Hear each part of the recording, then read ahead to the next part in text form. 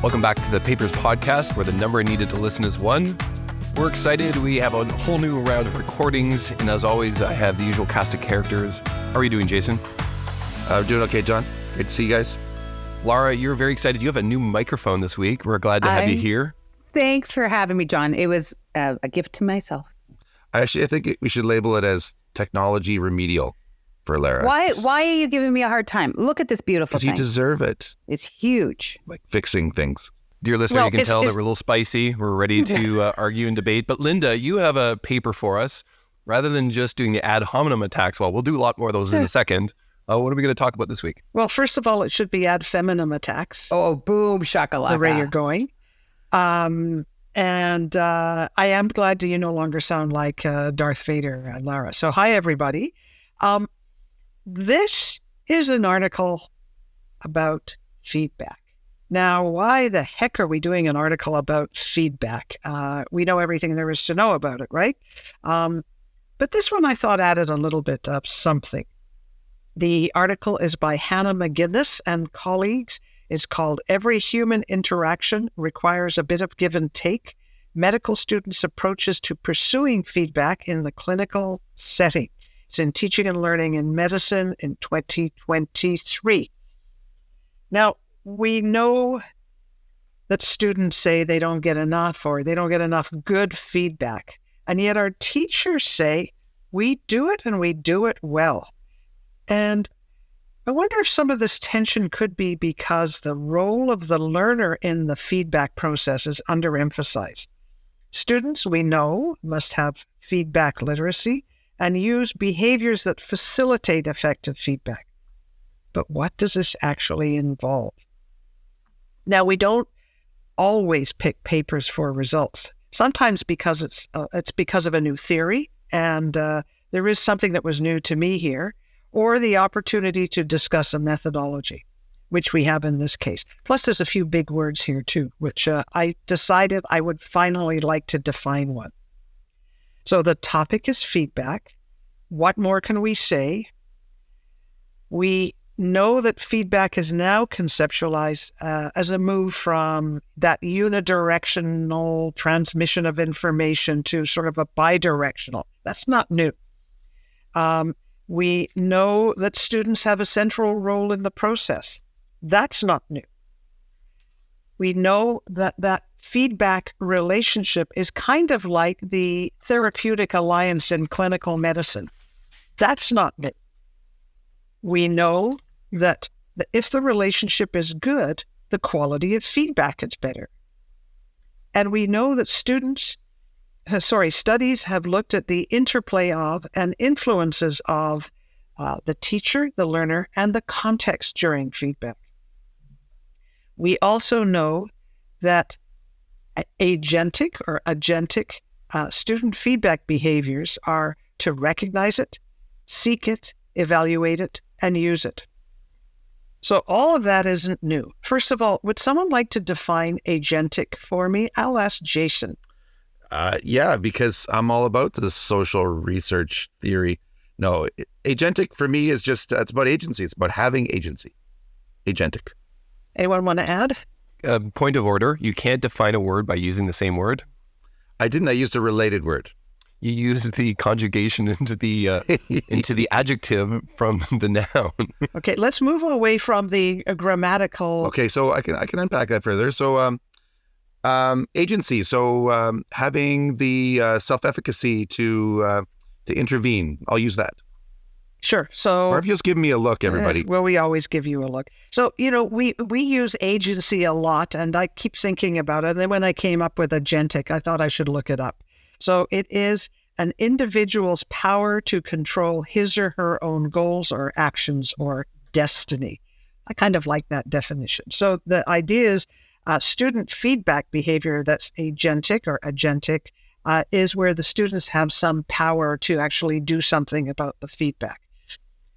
What we don't know, after all those things we do know, is what are the things that actually that we need to understand about the interactions between those things that influence learner feedback behavior. And if we have that, we may be able to optimize student feedback behavior. So that seems like a reasonable reason.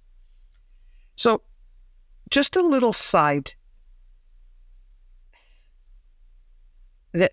Dear listeners, I am stopping here to laugh because John is making funny faces at me. John's put on glasses, and it actually works. It makes him smarter, which from his baseline is not huge, but it does help. Put him back on, John. I missed him. Put him back on. I think you should leave him. I have a face for radio, but I'll tell you, with these glasses on, I feel 15% smarter. I'm taking a tip from Varpio, but not from Frank. Right. Back to the paper. I'm not going there, guys. No, just don't. The author's underlying theoretical framework is Bandura's social cognitive theory, and it's really good. They're actually using a framework like this. It's a causational model of behavior. And in this, there is something called the triadic reciprocal causation, or TRC concept. And I knew nothing about this. What it is, as far as I understand, is a reciprocal as opposed to unidirectional interplay between personal factors, environmental influences, and behaviors. And these interacting determinants each influences the other bidirectionally. So that became one of the things that they actually used when they looked at the data. I guess the other thing to say, just before we stop for some comments, is that feedback in early stage clinical learners, say clinical clerks, is really important. And these students may not actually have received or even sought feedback of this type and in this context before. So what the authors wanted to do was they asked, what are the influences on medical student feedback behavior during clinical attachments? And in particularly, how do student attributes and the clinical learning context influence this behavior? And what are the interactions? And how does the student-teacher relationship interplay with student feedback behavior? In other words, how do relationships of all sorts influence student feedback behavior? So, thoughts on this? John, Lara, Jason. My confession, Linda, is when you sent this paper around, I did a deep groan of, oh my gosh, I can't believe we're doing feedback one more time. And even in your intro, I was starting to go back to that previous sense of despondency. I will foreshadow that I actually really like this paper when it gets to the results section. I was interested in the sense that the motivation for this paper was dissatisfaction with the student experience around feedback at this institution. So hats off to the authors for seeking to answer a locally derived problem, but then also sharing the results of their work so that it can have a larger influence within the HP community. I like the use of theory. I'm I like to rip off Bandura frequently. I think it makes a lot of sense for me, and you did the explanation well. Although I do love this little bit of background. Before we had social cognitive theory, we had social learning theory, which was in the 60s. It was how does the context or the environment influence your behavior? And that's actually based off watching children see other models where you got to beat up Bobo the plastic clown. So if you want a really weird background as to how we got to position behavior, it's built off some work in the 60s. And apparently I could do anything then, where they'd have these models where you have this plastic clown, you watch them beat up Bobo, and then you'd see how behavior in the environment works. My big thing, though, of course, is I want to give a shout out to Liz Malloy, who I think is a big leader in the feedback literature. And as much as we're going to talk about the work here, that I think her work with others has been kind of foundational and has helped me to be reoriented that feedback is not just the one-way delivery of me as the teacher to the learner, but to think about it as, can I help as a teacher the learner understand their role as a seeker of feedback, the meta skills, but also to think about me as a producer of feedback. How is this useful? How do I position the student not just as a recipient, but actually the user in a different kind of more even power structure of dialogue rather than my monologue that's uphill rolling down? So I don't have too much to add to that, but one of the things I want to, if I were to flag one thing about this introduction that I think is really, really well done, is that this paper this paper provides that literature review that every author and every reviewer and every editor is kind of aiming for. And it's that lovely, succinct summary of the literature on the topic, and in this case, feedback. And they cite all the people you'd want to see. So we have Malloy, we have Noble, we have Bood, we have Bowen, we have Ajawi. We have like all of the people that you should be citing are cited. And that's a little, we used to call them spare keys. I'm going to call it paper clip? A post-it. I like that. I like that. Thank you. Yeah, see, every now and then, even a blind squirrel finds a nut. Okay, so big microphone, good metaphor. So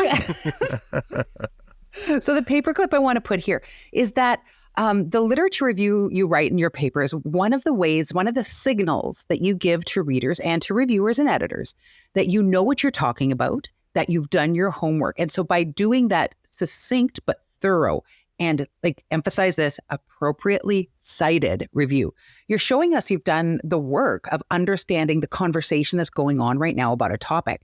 And if you want to get published, you need to be thinking about what are the major lines of research in this topic, what's currently at play, and how are you adding to those lines of research. So hat tip to the authors for providing a really great lit review. That's a really good example for a lot of us moving forward.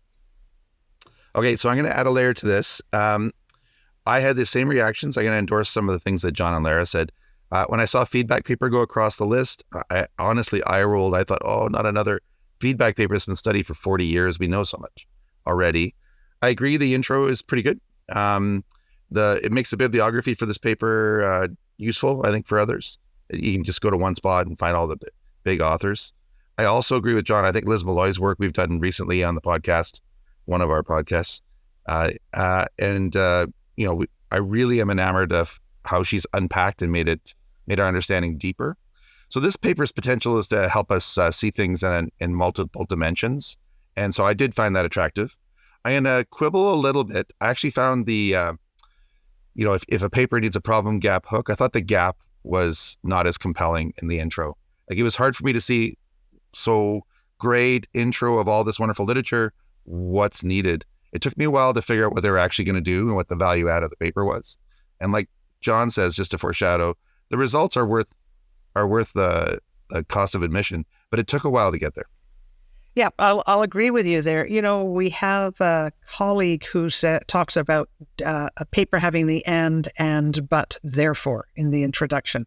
We know this, so we know this, but we don't know that, therefore this is our question. I think the challenge here is that we have an and.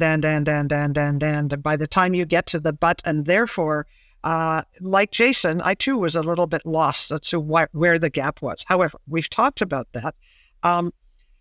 One of the things in the methods section that I really like when it's done well is that one-liner that happens, or one sentence that happens at the very beginning of the methods section. And the methods section here starts off with, it is a qualitative approach involving focus group discussions analyzed through theoretical thematic analysis based on social cognitive theory. To be honest, I thought that was a very nice summation of the next 2 pages of methods. And I see Lara nodding her head. So totally agree. Gorge. Yeah, just a hint to those of you writing papers that aim for something like that. The context is in Australian medical school, in the pediatric placements, as they call it, 3 times 2 weeks of placements.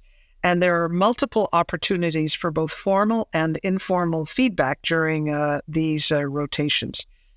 The authors did 7 focus groups with 46 medical students, and the focus groups are moderately well described. I had to read through it twice, and I had to go to the supplemental material, which was actually hard to find.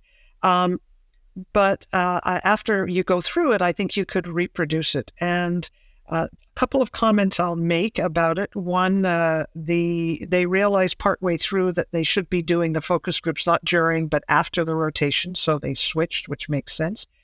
The other thing they did was they modified their focus group question guide as they went along, and they show you how they did that in the supplemental material. And I thought that was really nicely done, because we often do that Some of our quant people get upset at us, but frankly, that's the way it's done in qualitative. Lara, I'll take that back. I'll do one little bit more and then I'll ask you questions. So the authors said that their initial analytic framework was going to be based on that wonderful lit review that they did, of the characterizations of student feedback behavior, the education alliance model, focusing on teacher-learner relationships and roles. During the initial data analysis that they did in combination with looking at doing further focus groups, they said the results looked like or exhibited characteristics of that triadic model. So they adopted this model for further analysis and interpretation. So then the conceptualizations that came out between the influences on feedback behavior and their interactions followed this model. So there's been a couple of left and right turns in here, both in terms of the data gathering and in terms of changing the model. So my question to Lara, great guru of methodology, is this okay? Is this iterative change in things, not only of questions, but a whole model, is that fine? Or should we be going, nope, they shouldn't do that? So it is fine. And I'm really glad you asked, Linda, because the way these authors wrote their methods description explains to you why it's okay. So first of all, they talk about how they did subjective and inductive research. And that's really important because it lets us know, right? One of the things I'm really hoping to advocate for throughout our community is that we should judge research based on the way in which the methodology wants us to be judged, right? So we don't bring the criteria of rigor from a survey study to something like this because they're completely different, right? That survey is looking for objectivity. This study, we're looking at subjectivity. It's just a different way of thinking about it. And one of the ways in which you can do research in using thematic analysis from that inductive and subjective approach is to use theory at different stages in the process. And what they're doing is they're using theory to inform analysis. And what happens in this sort of framework, in this approach, is that when you start some of these kinds of qualitatives, and they're working from a constructionist orientation, so bonus mark for giving me the paradigm, thank you. One of the things you need to decide... I'll tell you, they not only gave you the paradigm, they actually cited your paper. So of course Bless them, right? Bless them. Yeah, no, but one of the things you can do is you have to decide which theory you're going to use when you walk into a study. Sometimes you make that decision right at the very beginning. Sometimes you hold off that decision until the very end when you're doing final analysis. Sometimes, though, like in this study, you make that decision along the way during data collection and analysis cycles, like in the process of getting data and thinking about the data and analyzing the data. And so in those kinds of studies, you're kind of holding like a deck of cards. And you're waiting, you look at the data, you think about the data through all of these different options. And at one point or another, you have to pick a card. You pick the theory that fits best. So at first you might think, oh, these ones over here are really going to work. No, but as you go through the data, you do more collection, more analysis, it doesn't really work. And so you have to change. And what you have in this paper is a beautiful illustration of that movement. Great. Thank you.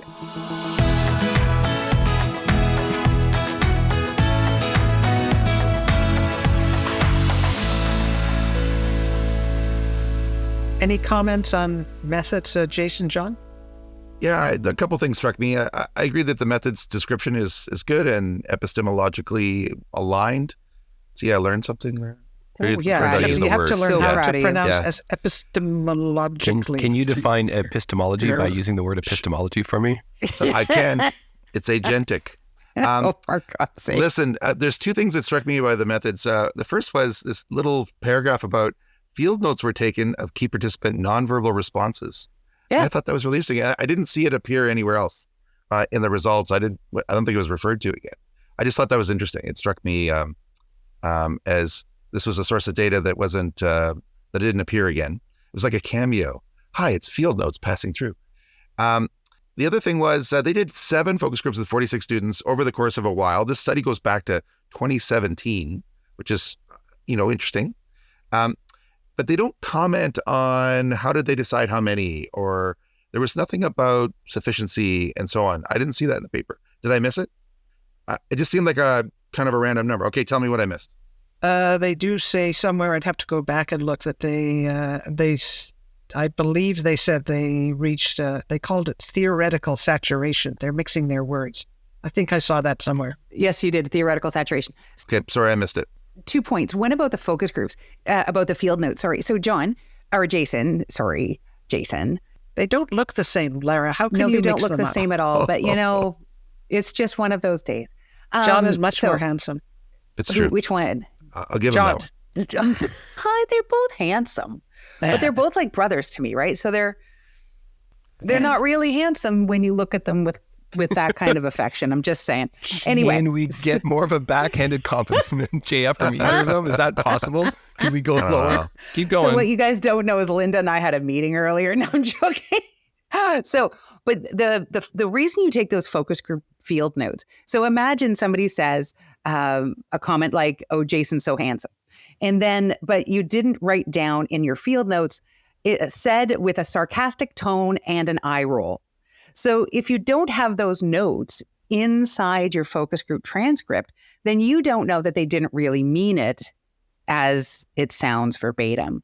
So that's why you take those focus group field notes. It's totally in those transcripts. So when they looked at the answers or looked at the transcripts, they look at it through those field notes. John, did you want to say something? Nothing about the field notes. I was just going to make my own brief comment about the methods. Okay. Well, I can stop talking. I don't have a lot to add. I think we've parsed the methods pretty in depth. I will point out this, is they did the transcription by hand. This poor first author did a verbatim transcription by hand, 2017. Now we wrestle with the issues of AI and confidentiality. I know at our shop, depending on which transcription AI service is used and where that data is uploaded into the cloud and who has control over that becomes problematic. And you'll need to think about that in your jurisdiction. But thank goodness for technology. It used to be really expensive to send it out to a professional transcription agency that would charge you X number of dollars per word or per minute or however they wanted to parse it. There's free AI that does a pretty good job, but it still requires a human to go through and check for veracity and to probably de-identify pieces, particularly names or ways of seeing, so to make sure it. So I would just flag for you that if you're imagining you want to get into the focus group game, one of those barriers that you never kind of anticipate is just some of the tough slogging on this side. And I wanted to hat tip the first author for saying, God bless you for doing hours and hours of transcription. Could you imagine listening to me and Jason? That's insane. And then having to put that into a Word document? One of us anyway. I would, yeah, exactly. would quit research right then and there. Yeah, I agree. That's hardcore. Okay, so let's dive into the results a little bit. The authors found, not surprisingly, that there were interactions with student attributes, environmental influences, and the relationships between teachers and students. And the key themes were those interactions between student behaviors and two parts of the environment, the clinical learning context and the teacher attributes, and also between student attributes, student feedback behavior, and the final one was between relationships and the determinants of student behavior. So they did a diagram which had three parts to it, the feedback behavior, student attributes, and environment, which was both the teacher and the context. In the middle of those three was relationships. And despite the fact that they said these were two-way streets, there were arrows going out from the relationships to those three.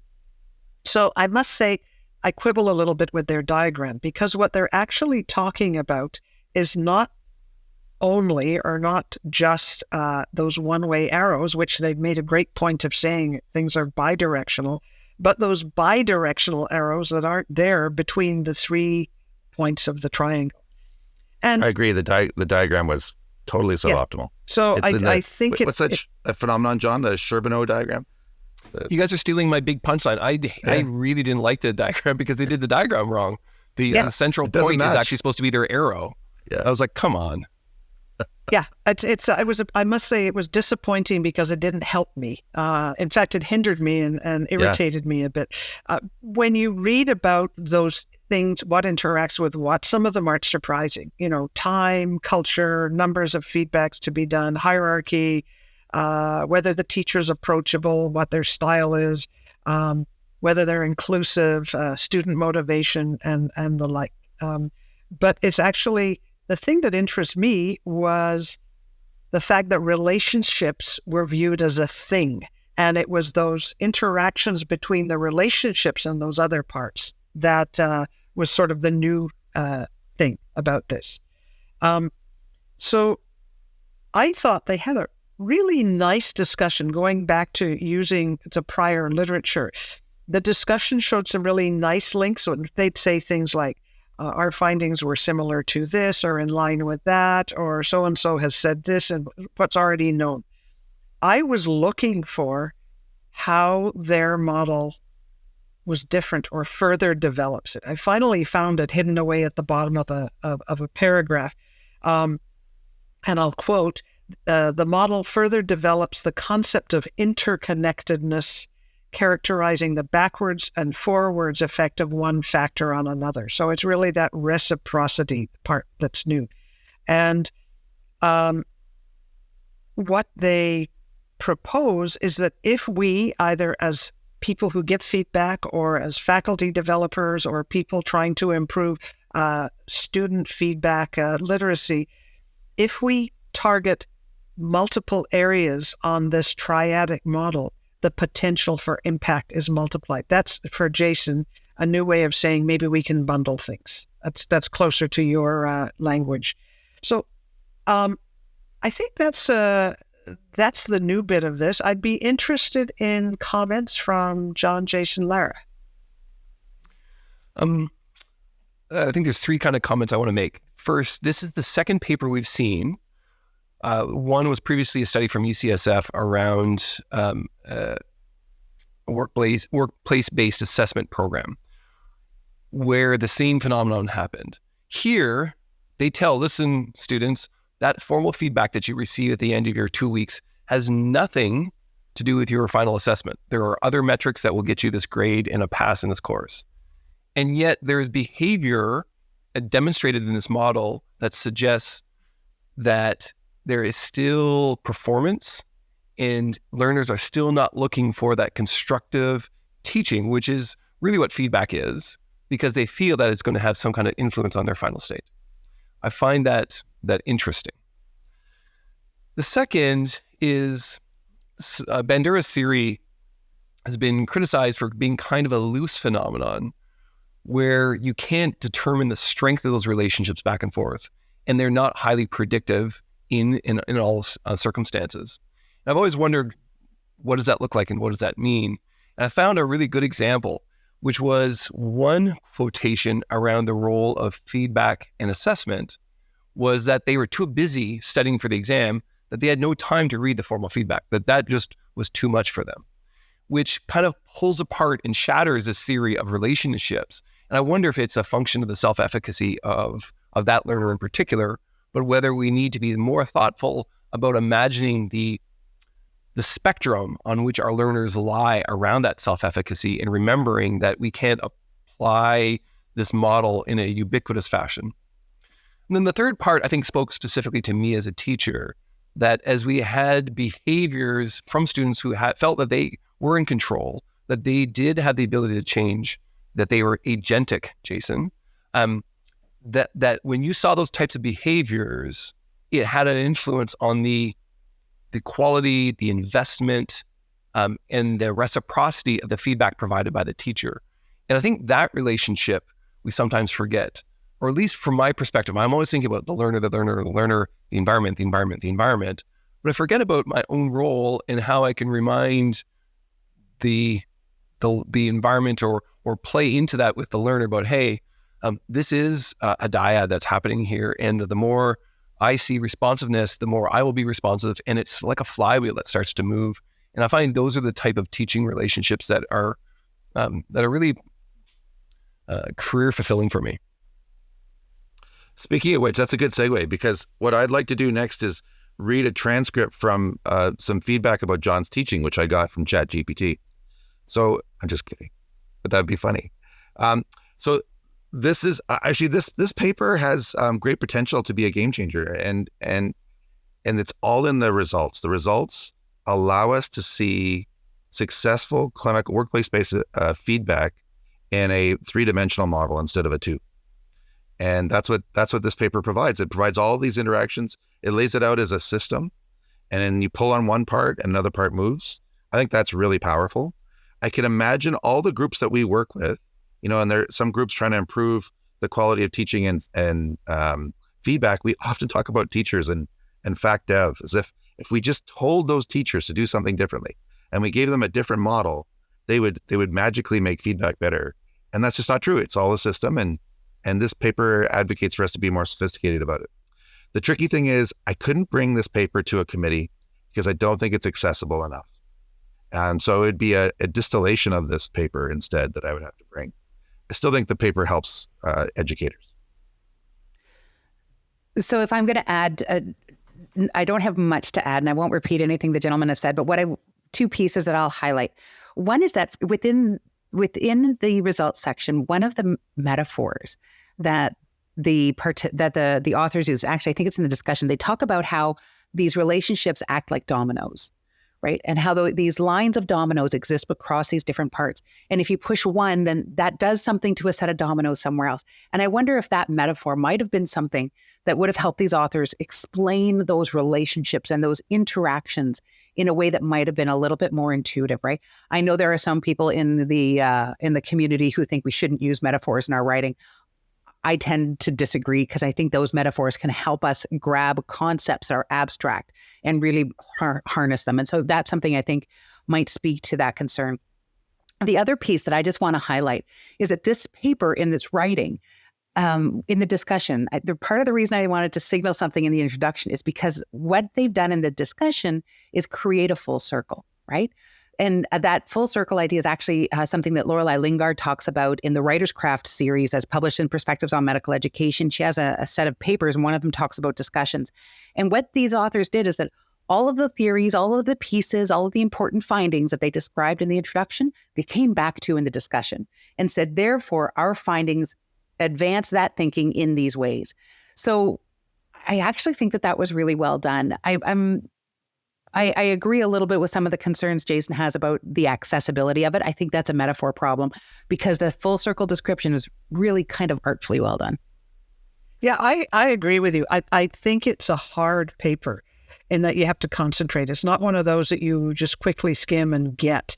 But it nonetheless follows all the guidelines and reflects very nicely some of the guidelines for good writing as well as for a good methodologic description. So the authors conclude that in student feedback behavior, education relationships are a central and mediating influence on the other key factors of student attributes and environmental factors such as the clinical learning context and teacher characteristics. And as I said, their suggestion is that we actually try and focus on some of these with the learners as well as with the teachers. It is a study in medical education, and like most studies, they give you the limitations as one level of learner, one context. It's only the perceptions. It's perceptions of only students, not teachers. But I think there are some things in here that are generalizable that could be applied in other places.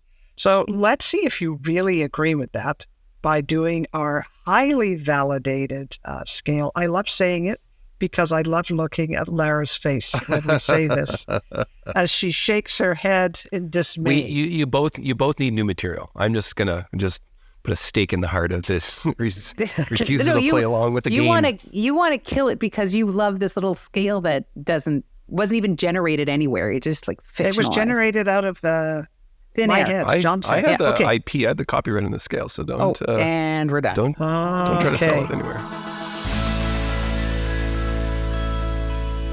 So now let's go to the scale. So the first one is 1 to 5 on methods. We will go John, Jason, Lara. I'm going to give it a 4. I'm tempted to give it a 5. I don't. It's almost. There's nothing here I can really quibble about, except I couldn't get past why the rationale for the paper that was buried in. We were trying to figure out a local response, and that's where I get just a little bit of. I would love to tell me about what's the rationale for me as the general reader? Is that methods? It is. I have a separate point in educational. So you're using this one impact. here, even though it's not really methods. Fine. It's a chain of logic, right? Come on, that's what you always talk about. Come on, talk your talk. You're supposed to vote now. It's a 4. I agree with John. Same reason, because they buried the lead, but otherwise pretty straightforward. No, I'm giving this paper a 5 plus my bonus mark for telling me the paradigm, so it's a 6. Oh my. Does not compute. Does not compute. Does not compute. So I'm going to, if you actually look just at the methods, it gets a 5. But considering that logic sequence that Jason and John mentioned, if you include that in methods, then it comes down to a 4. So I know we're not allowed to give half marks, so I give it a 4.5. Lara shaking her head again. Just love it. No, good. 4.5. I agree. Go for it. Anarchists.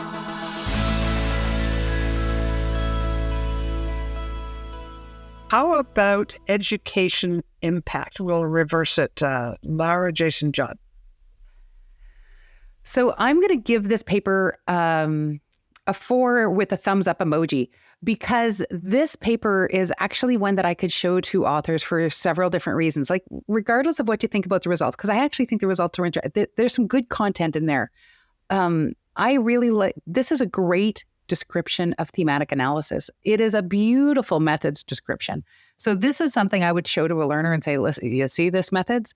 This is the quality we're aiming for. This is the clarity you're aiming for. And I'd also give it to them for that full circle discussion to introduction connection. Often authors have a really hard time writing either the introduction or the discussion. This is a great example to show them, say, what are the things that you need to talk about at the front so you can talk about it later? It's a beautiful illustrator. I struggle a little bit with what to rate the impact of this one.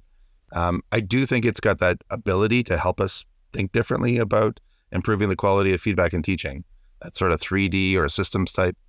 So that gets points with me.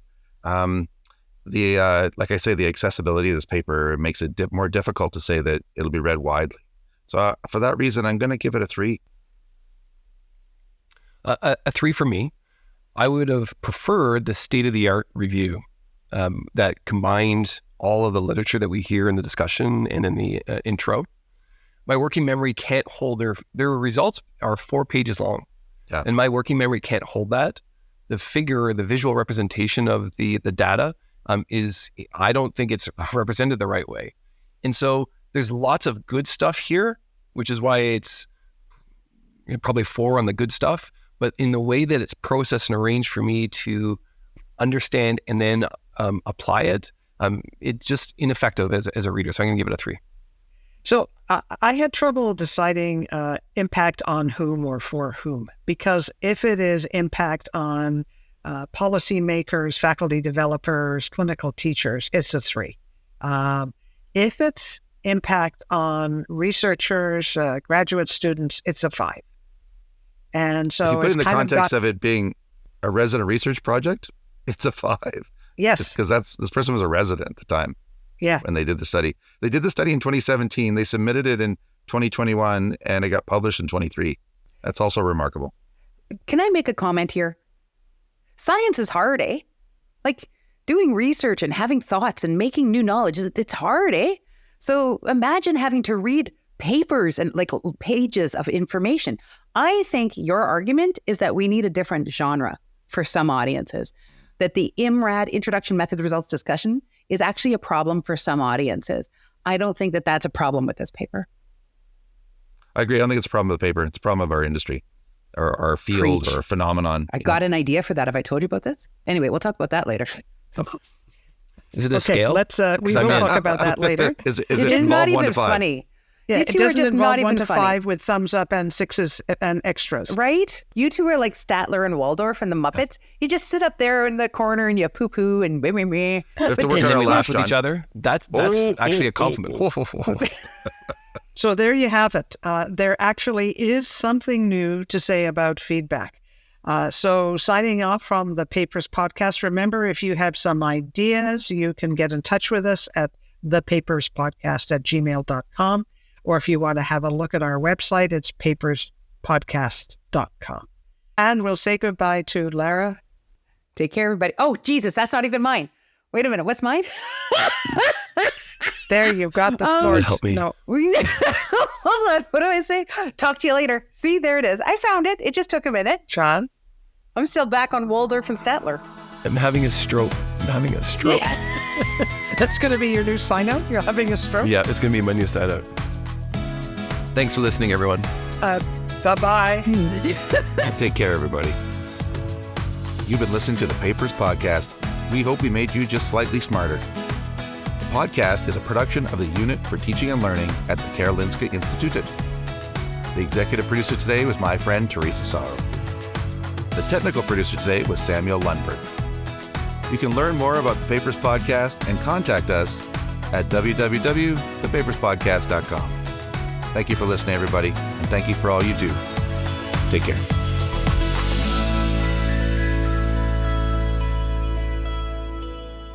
By the way, I just want to take this opportunity to introduce you to our new merch store. Now you've heard of the Papers Podcast. You love the Papers Podcast. We have a new merch store where you can find Lara and Jason t-shirts, Lara and Jason hats, What? Lara and Jason bracelets, friendship bracelets, all the best merch that you can find. And Linda and Jonathan's Alfa Romeos. You can get a t-shirt from Jason or the It's a Alfa little Romeo from model, Jonathan. right? About 2 centimeters long. Yeah. I thought I'd get more outrage than that. There you go.